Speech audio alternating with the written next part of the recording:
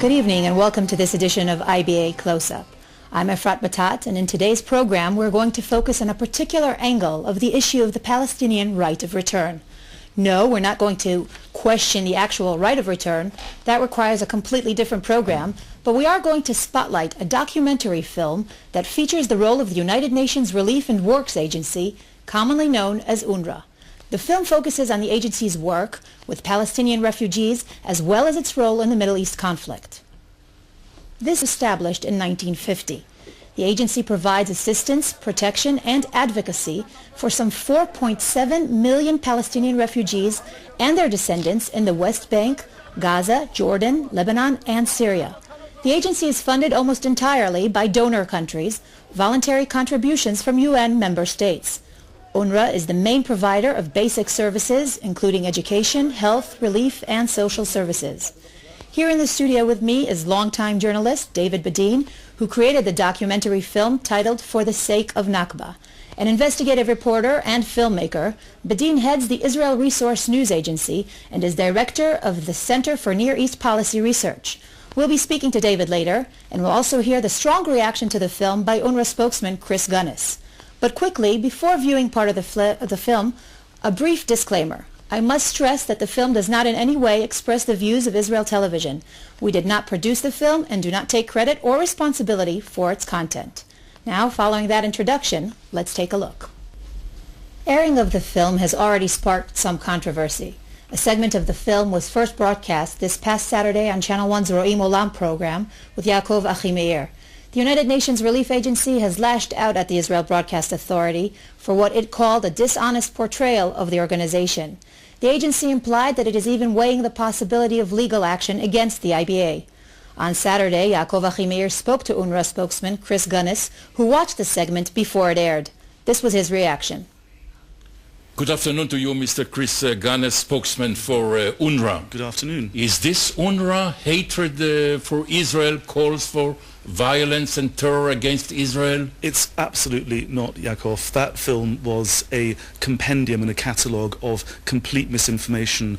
All the way through, particularly the first part of the film, you saw pictures of outside refugee camps, and you saw pictures of outside UNRWA schools in particular, and yet the narrative, the narration was saying inside UNRWA schools there are pictures of martyrs, inside UNRWA schools there are pictures of jihadists, blah, blah.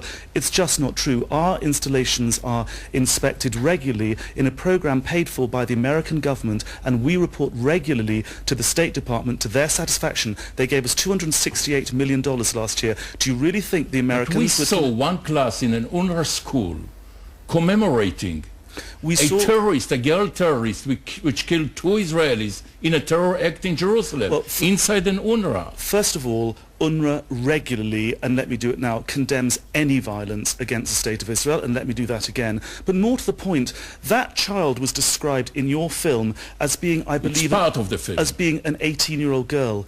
We don't educate 18-year-old girls, Yaakov, so that's a lie. She's a graduate of your institution. She is 18 years old, and she would have left the UNRWA school after grade 9. So to suggest, as your film does, that an UNRWA student has become a suicide bomber is untrue. She was not an UNRWA student. She was 18. We don't educate 18-year-olds. Do you teach about reconciliation with Israel? Yes, we do. Recognition the state of Israel? Again. Or do you perpetuate the problem, the refugees problem? Again, Yaakov, something which is in your film is this notion that our textbooks preach jihadism. Our textbooks have been examined independently through a commission, a report commissioned by the US State Department by a man called Professor Nathan Brown, and he found that there was no incitement, and those very textbooks are the same textbooks that are used by the Israeli authorities in East Jerusalem. Now, do you really think if that were the true picture of our textbooks, the Israeli government would be teaching jihadism in its own schools in East Jerusalem? But in your schools. But these are the textbooks which are used by the PA. They have been cleared by... the Palestinian Authority. Yes. The European Union and the Americans are the biggest donors to UNRWA. They also happen to be the best friends of Israel on the international stage. Do you really think that the Americans and the Europeans, who give us the vast majority of our education budget, would do so if there was any truth in that film? Why perpetuating the question the problem of refugees for more than 60 years. This is again part of the mythology. UNRWA would like nothing more than to go away, but all internationally accepted paradigms for ending the refugee crisis, which are accepted by the Israeli government and all else, has the refugee problem resolved within the context of an overall and a durable solution. What is perpetuating the refugee crisis, according to all internationally accepted paradigms, is the lack of a solution. We need a solution, and then UNRWA will go away once there is no refugee problem. I thank you very much, Mr. Chris Gunness, spokesman for UNRWA. Thank you very much indeed. Thank you. A stack of lies, David. That's how Gunness is relating to your film today, and the broadcast, obviously, on Channel 1. What is your reaction? Well, one has to dispel some of the notions that Mr. Gunness has presented today. One is, UNRWA does not need an overall solution in order to disappear. It needs to go to act in accordance with refugee agencies around the world whose purpose is to resettle refugees. UNRWA instead inculcates the idea that every school child in UNRWA has to learn about going back to where he came from. And this is a travesty of basically a social work agency. Meanwhile, he also misstates the whole issue of the Palestinian textbook issue. He quotes a State Department report which isn't coming out for another 5 months. Nathan Brown, who often helps various and sundry pro-Arab groups with his opinion, but there's another opinion, Dr. Arnon Gross, who has translated the Palestinian books and shows the jihadism, which is taught in the schools. You look in the 6th grade book, in the 9th grade book, the 7th grade book. I have selections in front of me. Jihad is the cause of God. Praise for martyrdom, praise for the spilling of blood for jihad to liberate all of Palestine. These are issues which are basic to the Palestinian education, which, if this was a desire of peace and reconciliation on behalf of UNRWA, UNRWA itself would say, excuse me, but we would like to excise these statements from PA books. Specifically today, though, Gunness claimed that your film was fabricated. He was responding to the murals on the walls. He said that there are no such murals existing, and if there are any anti-Israel slogans or posters, they're immediately removed. What do you say to that? Well, we were wondering, after hearing him Saturday night say that, perhaps he sent a white paint group out to take care of that. Today we sent a journalist, Rhonda Spivak, WinnipegJewishReview.com, to take pictures of the pictures. We need to show those to the cameraman. Sure, I'm sorry, outside of the schools, and they're still here.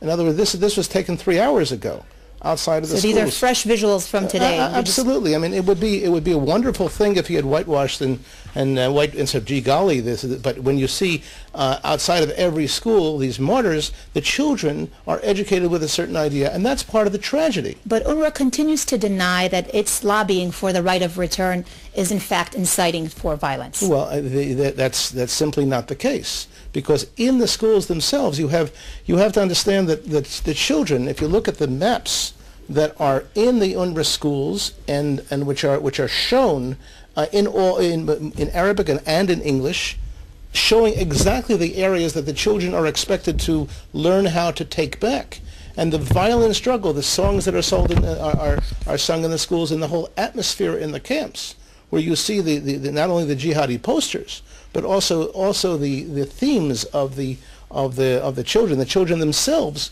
sit in the classes according to where they came from in 1948. You ask a child where he's from. He doesn't say, I'm from Dahesha or from Balata. He says, I'm from Yafo, I'm from Haifa, I'm from Sfat. And this is what this is, and they are ready to, and this goes in accordance with what happened a year ago at the conference at Beit Lechem of Fatah, promoting the right of return, which happened to take place next to the Dahesha refugee camp. And that's why when you have the ultimate understanding, if I just one more picture, this ultimate understanding that the UNRWA headquarters built next to this this humongous key and keyhole. This is the message they get every day of their lives. And while the whole world is talking about a political solution which would be some kind of a West Bank Gaza state, UNRWA is promoting the idea that they go back to where they came from in 48, which is beyond the Green Line. Let me